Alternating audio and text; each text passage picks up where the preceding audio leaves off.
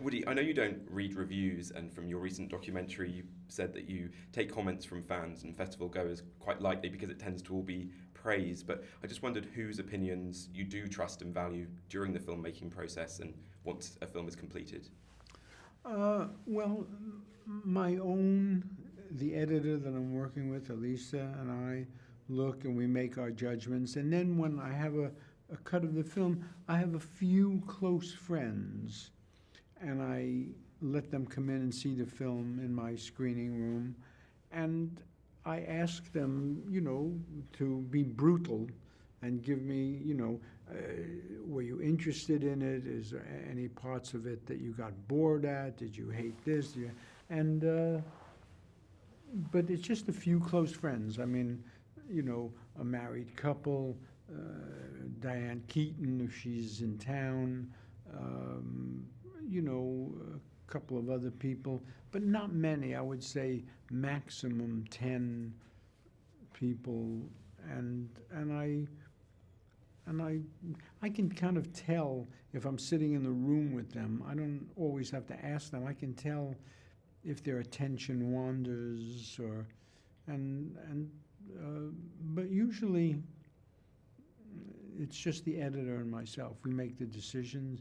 That's the picture we want, and for better or worse, that's what we put out. And you've worked with Sally Hawkins before on Cassandra's Dream. Was this the first project that you'd approached Cate Blanchett about?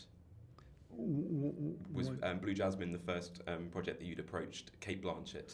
Well, I'd always wanted to work with Cate. I mean, Cate, from the minute I saw Cate in Mr. Ripley, I thought she was great. And I've followed her, in films for years. She was consistently great.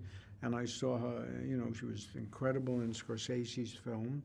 And, and Sally I'd seen in Mike Leigh's pictures, and I had used her before. I knew she was great. So, I was starting off with two very strong actresses. And Kate described her character as deluded on an epic scale. She's also someone who's lived the high life and then sort of fallen from grace. But how did you go about sort of getting people to like Kate as a character? Like Jasmine as a character, kind of warm to her? I wasn't trying to make them like her. I was trying to depict her accurately, and I think her humanity comes across because of Kate. That if you had a different actress playing this, you might feel differently about Jasmine. But Kate is so full of humanity and soul and complexity that you see her suffering and you feel for her.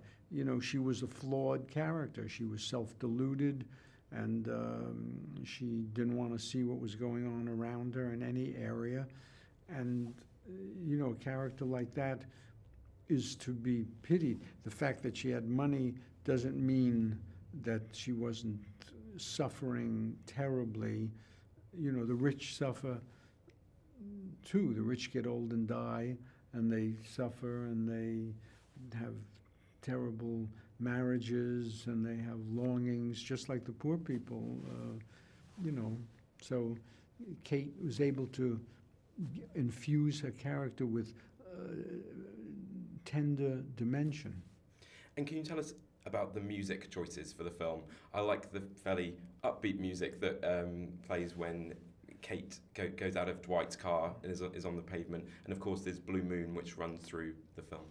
Well, the music are all blues, and they're all authentic blues. Blues by King Oliver, blues by Jimmy Noon, Sidney Bechet, blues by Louis Armstrong, because that's how I saw her character, as going through a blue period, a period of sad soul feelings, and so I was able to, and I have a good knowledge of that kind of music, so I was able to find good music to reinforce the points I wanted to make. Blue Jasmine has opened very successfully in the United States and has received lots of 5-star reviews. I just wondered what box office success and critical success mean to you at this stage of your career. Well, you'd always prefer that a film is received well than not well, but you know, there's nothing. You know, I don't get anything more or less. It doesn't mean much to me. I mean, if the reviews are good or if they're bad, if the box office is big or small, I still, you know, age and die. It doesn't save me from anything meaningful to get good reviews or to get a big box office. You know, so of course, if you ask me, I would always rather people I make the film, but if they don't like it, you know, there's nothing you can do about it, and it doesn't change your life. If it's a big success, it doesn't change your life, and if it's a big failure, it doesn't change your life. I've already finished another film. You know, this is just coming out now. Blue Jasmine is just coming out, and I've already finished another film, and and by the time Blue Jasmine comes out in many places, I'll be writing a script for yet another one. So to me, I don't want to seem cavalier and say, well, who cares about that?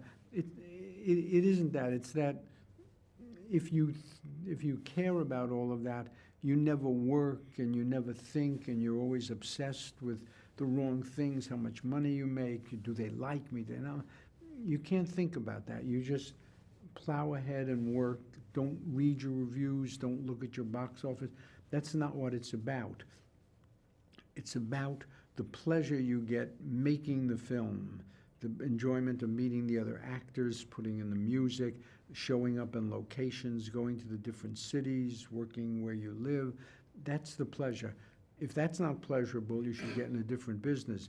But if that's pleasurable, the rest doesn't mean much. Having said that, if you ask me, would I prefer people like it and people come? Yes, I would prefer that, but I would never, ever do anything to help that happen. I would never change a word of the movie or a frame of the movie to prostitute myself to make that happen. Woody Allen, thanks very much.